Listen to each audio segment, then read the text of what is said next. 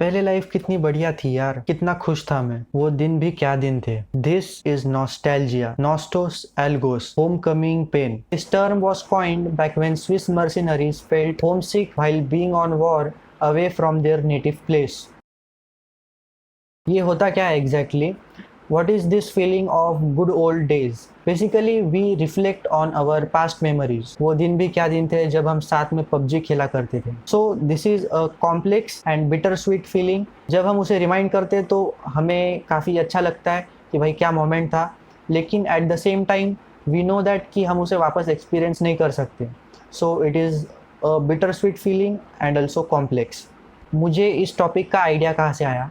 मेरे अभी एग्ज़ाम्स चल रहे थे which reminded me of my previous board exams, so I felt nostalgic.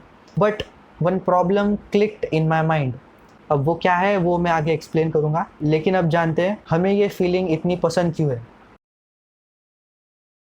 इसके अराउंड काफ़ी सारे आर्ग्यूमेंट्स है। बेसिकली ये एक कोपिंग मैकेनिज्म है।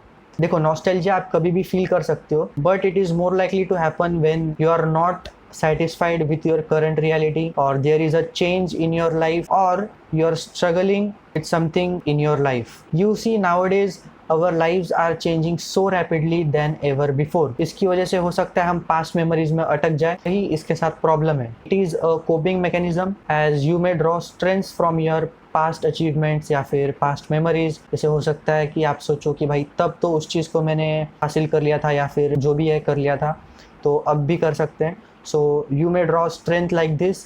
एंड और भी काफ़ी सारी फीलिंग्स होती है, जैसे sense of belongingness, happiness and so on. But there is a big problem with this feeling, that is rosy retrospection. We tend to believe that our past was way better and we were more happier than now, but this is a cognitive bias. We tend to sort only happy memories and see it as a whole. देखा जाए तो हम उसे ऐसा perceive करते हैं कि भाई सब अच्छा अच्छा था। आपकी करंट सिचुएशन को अगर हम फ्यूचर में जाके उस पर रिफ्लेक्ट करें तो आपको फिर नॉस्टैल्जिक फीलिंग आएगी। व्हाट आई मीन इज़, अगर आपको उसी सिचुएशन में वापस डाल दिया जाए तो हो सकता है आप उतने खुश ना रहो जितना अभी आप सोच रहे हो या फिर परसीव कर रहे हो। So that is the problem with nostalgia. तो अगर आप पास्ट में जी रहे हो भाई, किसी चीज़ को पकड़ के बैठे हो, तो फोकस ऑन योर प्रेजेंट। सो इस चीज़ का जो कॉन्सेप्ट है वो मुझे संदीप सर के वीडियो से मिला था। हम बेवकूफ़ी क्या करते हैं, जब हम पास में जाते हैं तो हम सिर्फ प्लस को पकड़ लेते हैं, माइनस को भूल ही जाते हैं। हम कहते हैं स्कूल टाइम बहुत बढ़िया था। क्या एक्चुअल में बढ़िया था, या तब आप रो रहे थे बैठ करके? रो रहे थे। कब खत्म होगा, कॉलेज कब आएगा, फिर रोज रोज रोज रोज वही वही वही वही याद कर। तो आप एक तरफ से एक बुरा टाइम आपका खत्म हुआ है, लेकिन आप क्या कह रहे हो, नहीं बहुत अच्छा टाइम था। वापस से आपको वहां भेज दिया जाए तो 4 दिन में रोते हुए नजर आओगे कि क्या होमवर्क है। समझे?